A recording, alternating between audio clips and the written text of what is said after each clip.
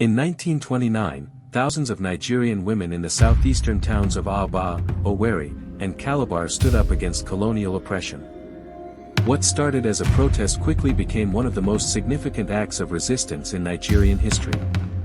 It would come to be known as the Aba Women's Riot, or more accurately, the Aba Women's War. This wasn't a riot in the traditional sense. It was a coordinated, strategic movement led by thousands of Igbo and Ibibio women who challenged British colonial policies that threatened their livelihoods, autonomy, and dignity. At the heart of the uprising was the colonial government's decision to impose taxes on women, a move seen as both unjust and exploitative. Before colonization, Igbo society was built on balance. Women had strong voices in politics, trade, and family life. They organized through powerful institutions like the Makiri and Umwada, where they made communal decisions and held leaders accountable. But the British imposed a system that ignored this balance. They dismantled traditional power structures and installed warrant chiefs, men who often ruled without accountability and sided with the colonial government. The breaking point came when rumors spread that women would soon be taxed directly.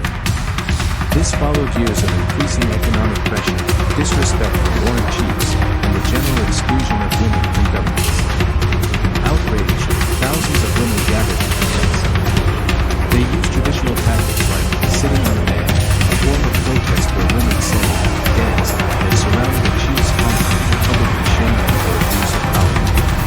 The movement spread rapidly.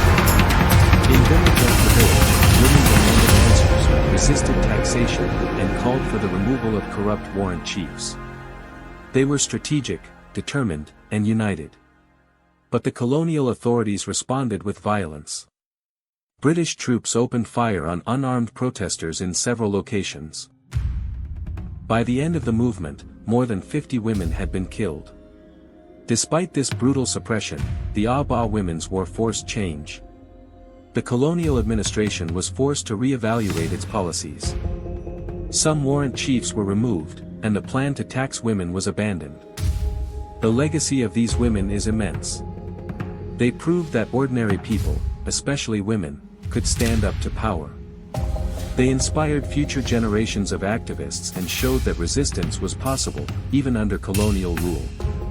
The Aba Women's War wasn't just a protest. It was a movement for justice, dignity, and equality.